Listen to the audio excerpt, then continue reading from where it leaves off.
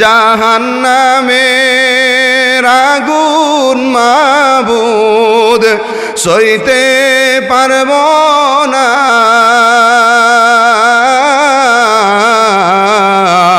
দুনিয়াতে নৌকান্দায়া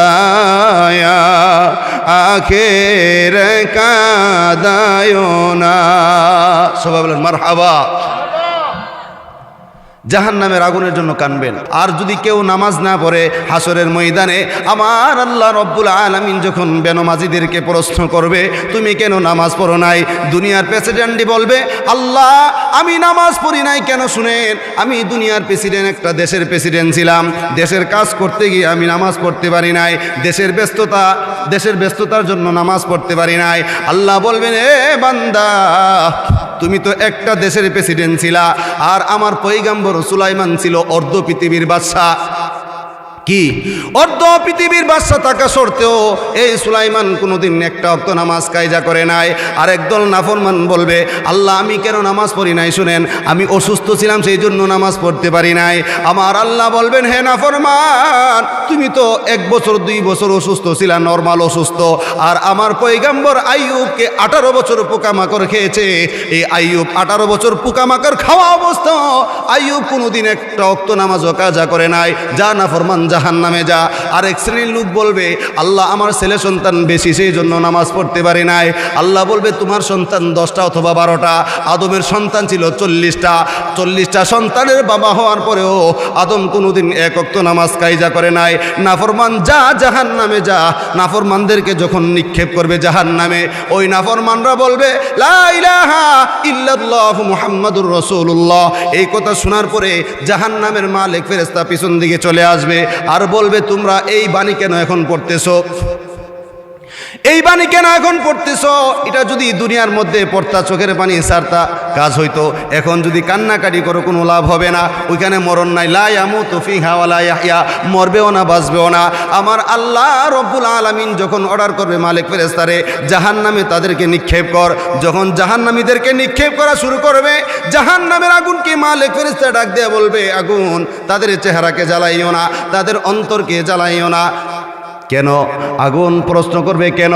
ওই মালিক ফেরেশতা বলবে তাদের কপাল দিয়া একদিন হইল মাওলার দরবারে সাজদা করেছে সেই জন্য তাদের চেহারাকে জ্বালাইও না, অন্তরটা জ্বালাইও না, সেই জন্য একদিন হইল মাওলার দরবারে রোজা রাখছে, অন্তরটা জ্বালাইও না। যখন জাহান্নামের আগুন গ্রাস করতে থাকবে, জান্নাত থেকে জাহান্নাম যখন দেখা যায়, জাহান্নামীরা জান্নাতবাসীদেরকে ডাক দিয়ে বলবে ও জান্নাতবাসীরা তোমরা আমার আল্লাহ তোমাদেরকে যেই জান্নাতের খানা দে ওই খানাটা আমাদের কাছে নিক্ষেপ করে দাও, পানির গ্লাসটা নিক্ষেপ করে দাও। তখন জাহান্নামীরা বলবে ক্বালু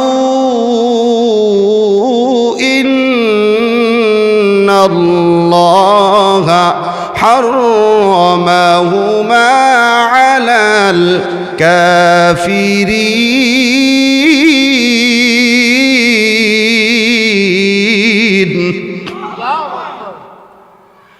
ও জাহান্নামীরা শুনো,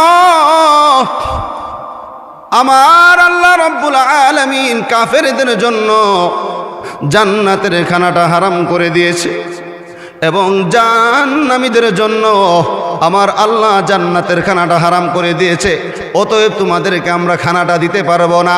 তখন জাহান্নামীরা জান্নাতীদেরকে প্রশ্ন করবে ও জান্নাতীরা তোমরা তো আমাদের প্রতিবেশী ছিলা, তোমাদেরকে আমার আল্লাহ জান্নাত দিছে, আমাদেরকে কেন জাহান্নামে দিছে?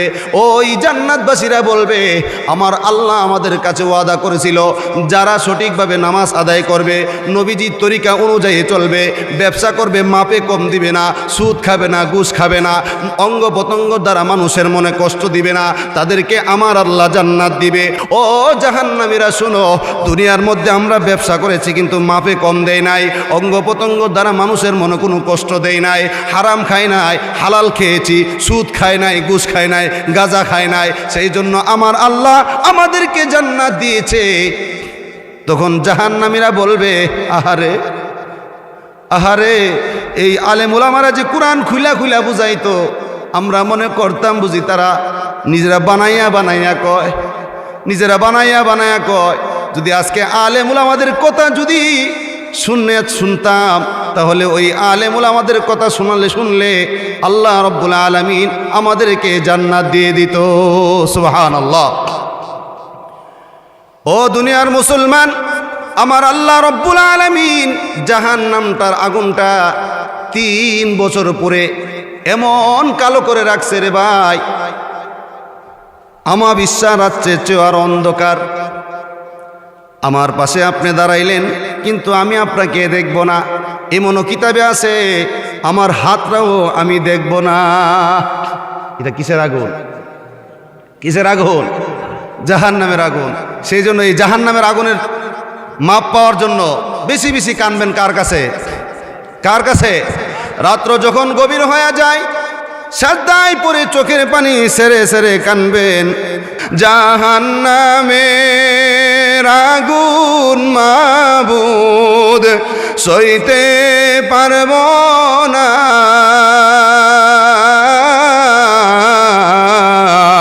দুনিয়াতে নৌকান্দায়া আখের কাদায় না।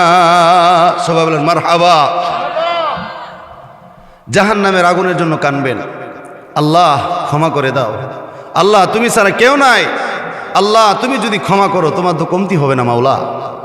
সেজদায় পরে কানবেন, কারণ যখন রাত্র গভীর হয়ে যায় আমার আল্লাহ প্রথম আসমানে আয়সা বান্দাদেরকে ডাকতে থাকে, হার গাড়িয়ে দেনে কত ইয়ার হে জু না মাঙ্গে উসছে তো বেচার হে।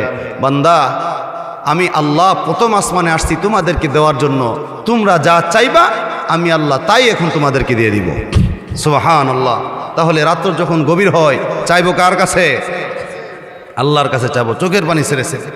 মেরে দুস্থ বুজুর্গ, এই যে নামাজ, নামাজের গুরুত্বর আলোচনা এখন আসেন।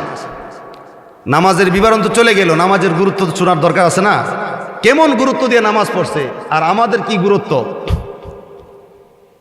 গুরুত্ব আছে না নাই? আছে। আমরা যেই গুরুত্ব নামাজে দেই আর সাহাবায়ে কেরাম কেমনে দিছে একটু মনোযোগ সহকারে শুনেন। আমার নবীজি সাহাবীদেরকে নিয়ে যুদ্ধের ময়দানে গেলেন। যাওয়ার পরে একজন কাফেরের স্ত্রী যুদ্ধের ময়দানে মারা গেলেন। ওই কাফের মনে মনে ভাবলেন এবং প্রতিজ্ঞা করলেন যে মুহাম্মদের দলের লোক আমি না মাইরা খানা খাবো না, গোসলও করবো না। নাউজুবিল্লাহ কইতেন না? ওই কাফের টার্গেট আমার নবীর দলের লোকের মারবো। হঠাৎ করে যুদ্ধ সমাপ্ত হওয়ার পরে নবীজির একটা আদত ছিল, কখনো রাত্রের বেলা নবীজি মদিনা প্রবেশ করতেন না। কোথায় প্রবেশ করতেন না? মদিনায় প্রবেশ করতেন না। যুদ্ধের ময়দান থেকে যখন চলে আসলেন, মদিনার কাছাকাছি যাওয়ার পরে সন্ধ্যা হয়ে গেল। নবীজি সাহাবাদেরকে বলে, ও সাহাবারা শোনো, তোমরা এখানে তাঁবু টানাও, আমরা রাত্রটা এখানে অবস্থান করব, সকালে চলে যাব।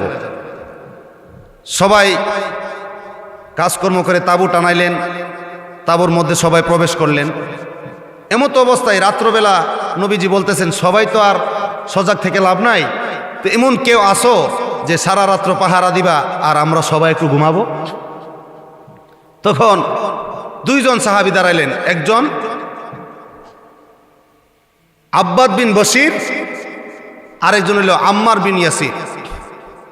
এই দুইজন সাহাবী দাঁড়াইলেন, বললেন রব্বাইক ইয়া রাসূলুল্লাহ, আমরা পাহারা দেব।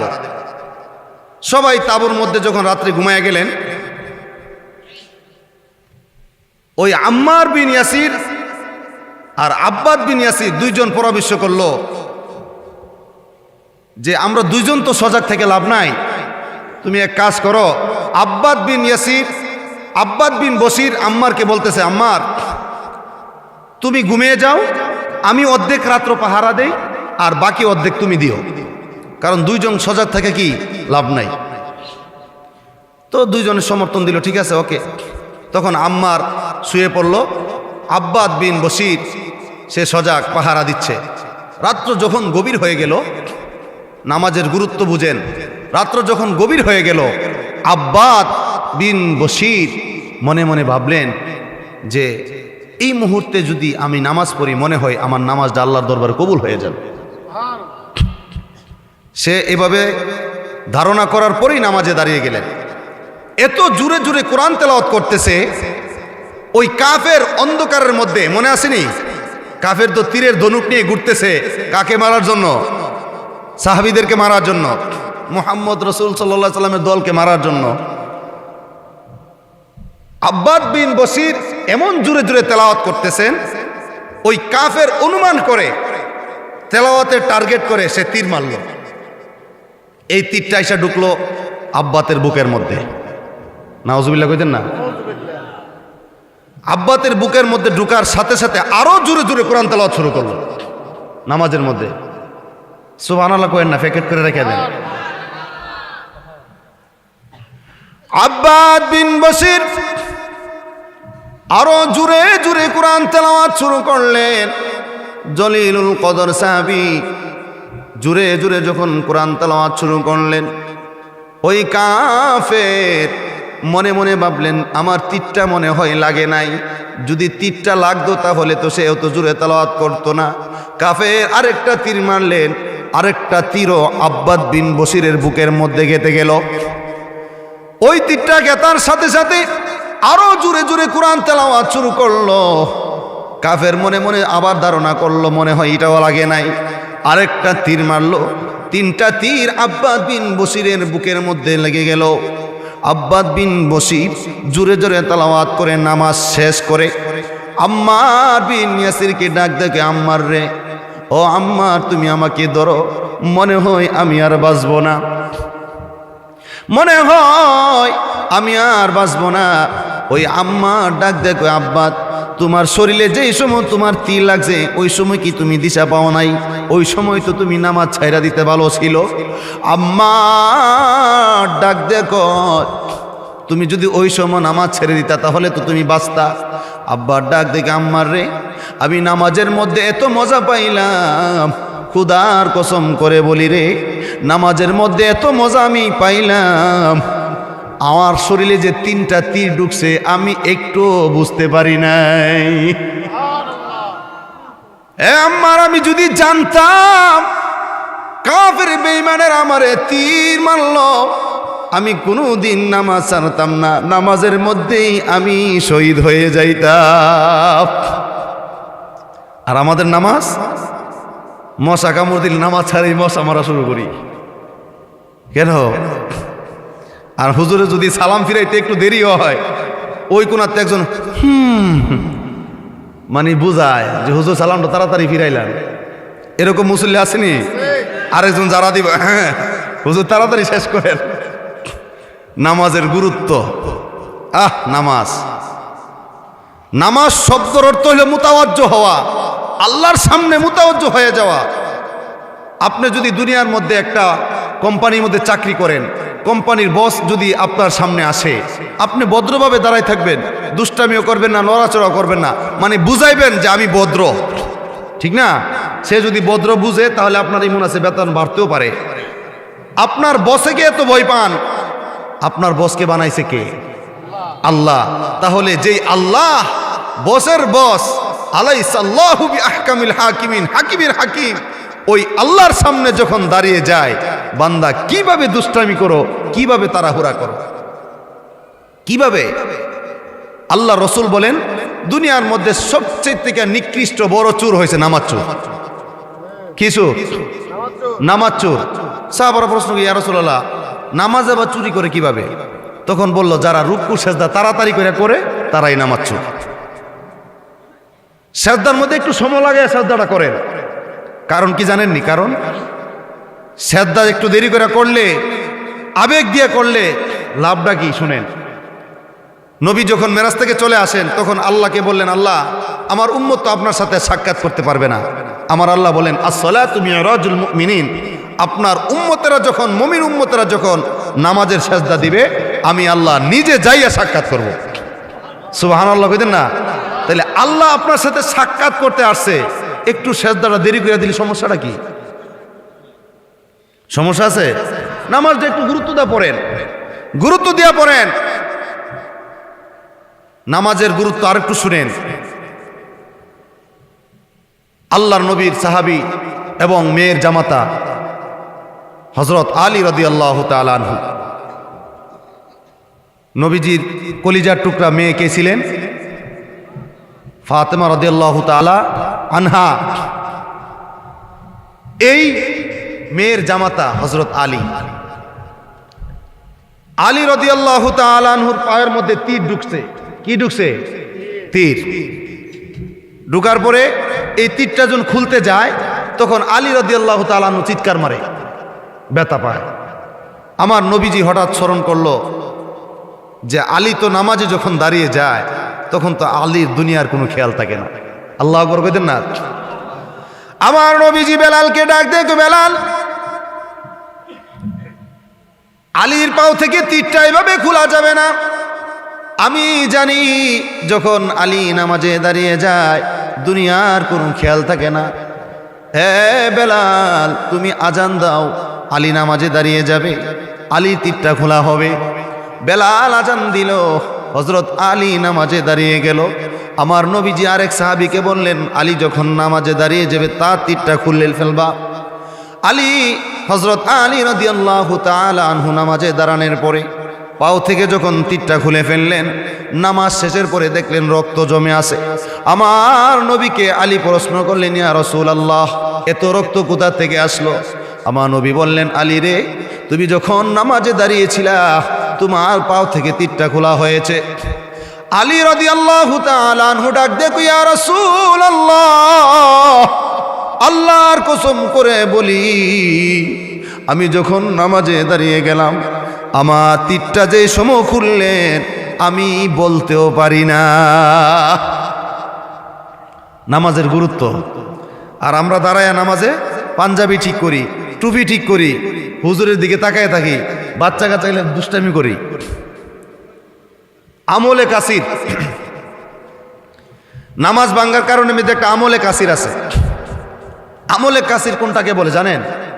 অযথা আপনার কাজ উঠছে না, কাজ দিছেন, অযথা আপনি শরীর চুলকাইতেছেন, পাঞ্জাবি ঠিক করতেছেন, টুপি ঠিক করতেছেন, মোবাইলও খুললে আবার দেখেন কেটা ফোন দিছে। আমলে কাসির। এই আমলে কাসির করলে নামাজ কি হয়ে যায়? ভেঙে যায়, নষ্ট হয়ে যায়।